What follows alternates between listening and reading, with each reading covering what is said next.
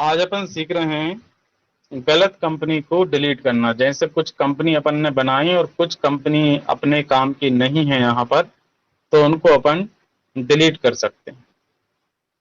हम एक काम करते हैं, अभी आपको एक गलत कंपनी बना लेते हैं बिना कोई इंफॉर्मेशन डाले हुए, और फिर अपन उस कंपनी को डिलीट करना सीख लेंगे। सबसे पहले हम क्रिएट पर जा रहे हैं और यहाँ पर हमने 123 और XYZ के नाम से एक कंपनी तैयार की।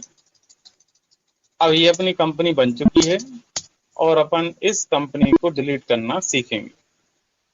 अपन अल्टर F1 से इस कंपनी को बंद कर देते हैं और F1 प्रेस कर अपन वापस कंपनी की लिस्ट में आ गए। तो अभी अपन ने एक कंपनी बनाई और ये कंपनी अपन ने ऐसे ही बना ली है, गलत कंपनी है, इसमें अपना कोई ओरिजिनल डेटा नहीं है। अब हमें इस कंपनी को डिलीट करना है।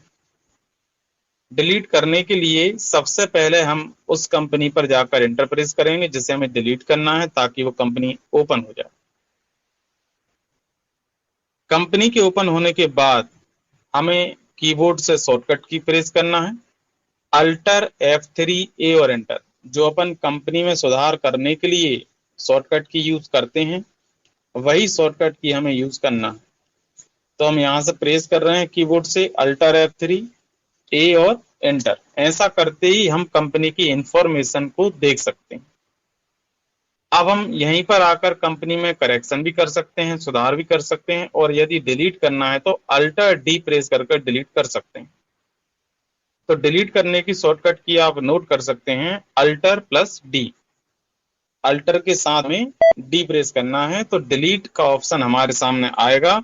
हम एंटर प्रेस कर इसको डिलीट कर सकते हैं या फिर हम यस पर क्लिक कर सकते हैं। ऐसा करने से कंपनी डिलीट हो जाती है। तो एक बार दोबारा से एक ऑप्शन आता है, क्या आप वास्तव में श्योर हो आपको कंपनी को डिलीट करना है, तो अपन फिर से यस पे क्लिक कर देंगे, कंपनी डिलीट हो चुकी होगी। अब आप देखो, अपन F1 प्रेस करेंगे तो यहाँ पर अपन को 123 XYZ के नाम से कंपनी नहीं दिखाई देगी, वो डिलीट हो चुकी है।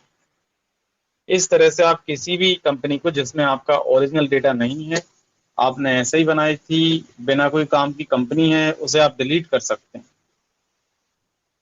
कर लेंगे बच्चों delete? Yes sir. Yes sir. सबको आ गया डिलीट करना? Yes sir. ठीक है बच्चों, वेरी गुड। अब अगला पॉइंट क्या था अपना, वो अपन देख लेते हैं। अगला पॉइंट है अपना टैली के डाटा को अन्य कंप्यूटर में भेजना। टैली के डाटा को किसी अदर कंप्यूटर में भेजने के लिए हमारे पास कुछ विकल्प होते हैं। जैसे कि हम पेन ड्राइव में टैली के डाटा को लेकर, और जिस कंप्यूटर में हमें ये डेटा लेकर जाना है, हम उस कंप्यूटर में पेन ड्राइव लगाकर और डेटा को सही जगह पे जाकर पेस्ट कर देते हैं। इस तरह से डेटा पहुंच जाता है। कार्ड में भी हम लेकर जा सकते हैं, CD DVD में लेकर भी हम जा सकते हैं। अब यदि हमें डेटा कहीं दूर भेजना है, जैसे हम किसी अलग शहर में हैं और किसी दूसरे शहर या किसी दूसरे स्टेट में हमको टैली के डेटा को भेजना है, तो ऐसी स्थिति हमें इंटरनेट का सहारा लेना पड़ता है। इंटरनेट का सहारा लेकर टीम वीवर जो सॉफ्टवेयर है, उसमें फाइल ट्रांसफर ऑप्शन के द्वारा हम डेटा को अदर किसी कंप्यूटर में भेज सकते हैं। दूसरा ऑप्शन ये है कि हम मेल के द्वारा भेजते हैं। तो मेल के द्वारा भी डेटा को अदर जहां भी भेजना है, हम उसकी ईमेल आईडी पर भेज सकते हैं। वहां से डाउनलोड कर डेटा को सही जगह पर रख लेंगे तो टैली में डेटा देखने लग जाएगा। तो आप सॉफ्टवेयर का नाम याद रखना, TeamViewer. TeamViewer software होता है, उसके द्वारा अपन डेटा को कहीं पर भी भेज सकते हैं। अब यहाँ पर यदि हमारे सिस्टम में सर एक बार नेम बताना। सर आप नेम लिख के बता दीजिए। हाँ, हम आपको नेम लिखकर बता देते हैं और आपको उसका फोटो भी दिखा देते हैं किस तरह का होता है, ताकि आप उससे पहचान भी सकें।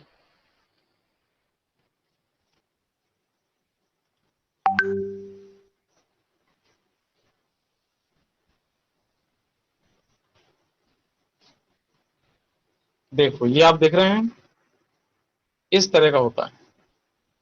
ये देखो, यहाँ पर आपको दिखाई दे रहा है। इसका आप स्क्रीनशॉट भी लेकर रख सकते हैं। ये एक सॉफ्टवेयर है, इसको अपने कंप्यूटर में आप इंस्टॉल कर लेते हैं। इंस्टॉल करने के बाद आप इसे ओपन करेंगे, तो जिसको आपको भेजना है, आप उसके कंप्यूटर का यूजर आईडी पासवर्ड ले लेंगी, तो उसका कंप्यूटर आपको आपके कंप्यूटर में दिखने लग जाएगा। फिर आप उसके कंप्यूटर में कोई वर्क कर सकते हैं। इसी में ऑप्शन आएगा नीचे फाइल ट्रांसफर करने का, उसे आप सिलेक्ट कर लेंगे तो आप कोई भी फाइल ट्रांसफर कर सकते हैं। इस सॉफ्टवेयर को आपको पहले अपने कंप्यूटर में इंस्टॉल करना पड़ेगा। हम अपने कंप्यूटर में इंस्टॉल करने के बाद आपको अगली किसी क्लास में फाइल ट्रांसफर कर कर दिखा भी देंगे किस तरह से फाइल ट्रांसफर कर सकते हैं। इसमें आप देख रहे हैं ये फोटो कि किस तरह से अपन फाइल को ट्रांसफर करते हैं। ये देखो, इस तरह से यूजर आईडी पासवर्ड डाले जाते हैं। थोड़ा बड़ा करने का प्रयास करते हैं ताकि आपको दिखने लगे। अभी आपको शायद दिख नहीं रहा होगा। ये दिख रहा है बच्चों आपको? अभी ये सबको दिख रहा है बच्चों? दिख रहा है? Yes, sir. Yes, sir. जब आप टीमवीवर सॉफ्टवेयर को ओपन करेंगे अपने कंप्यूटर में इंस्टॉल करने के बाद, तो इस तरह से ओपन होगा। ओपन होने के बाद आप इसमें देखेंगे, इसमें आपकी आईडी दिखाई देगी और आपका पासवर्ड दिखाई देगा। आप आपका आईडी पासवर्ड जो है किसी और को दे सकते हैं, तो वो आपके कंप्यूटर को यूज कर सकते हैं। यदि आप उनका आईडी पासवर्ड लेंगे तो आप उनके कंप्यूटर को यूज कर सकते हैं। और इसी में ऑप्शन आता है फाइल ट्रांसफर का। एक तो होता है रिमोट कंट्रोल, रिमोट कंट्रोल से आप किसी कंप्यूटर को यूज कर सकते हैं। और सेकंड ऑप्शन है फाइल ट्रांसफर। तो फाइल ट्रांसफर ऑप्शन के द्वारा आप अपनी कोई फाइल ट्रांसफर करना चाहते हैं या वहां से कोई फाइल लेना चाहते हैं, तो वो आप ले सकते हैं।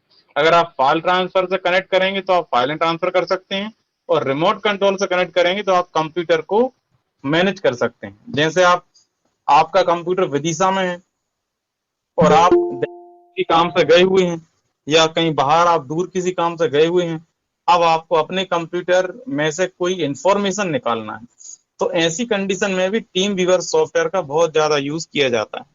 आप किसी भी शहर में हो, कितने भी दूर हो, आप वहां पर जाकर भी किसी भी आपके घर में जो भी हो उनसे आप कंप्यूटर ऑन करवा देंगे।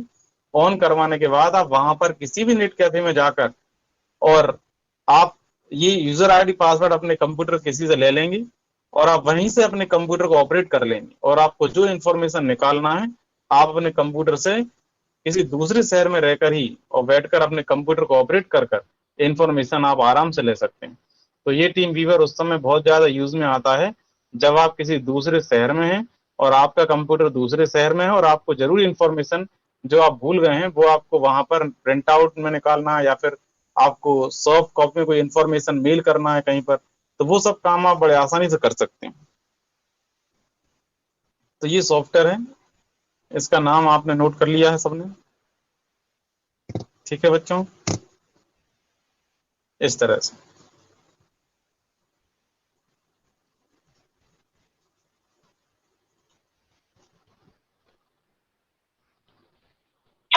सर ये यूजर आईडी और पासवर्ड मिलते कहाँ पे हैं? ये यूजर आईडी पासवर्ड जो हैं, जैसे ही आप इसको ऑन करेंगे, मतलब आप टीम व्यूअर जो सॉफ्टवेयर रहेगा उस पर आप जैसे ही डबल क्लिक करेंगे, तो आपके सामने इस तरह की विंडो ओपन होगी और इस विंडो में आपके यूजर आईडी और पासवर्ड लिखे रहेंगे। इसी प्रकार आपको किसी दूसरे व्यक्ति का कंप्यूटर ऑपरेट करना है तो आप उनसे बोलेंगे फोन पर कि टीम व्यूअर ओपन कर लें। वो जैसे ही टीम व्यूअर पर डबल क्लिक करेंगे तो इस तरह से ओपन हो जाएगा। फिर उसमें उनकी यूजर आईडी पासवर्ड उनको दिख जाएंगे। अब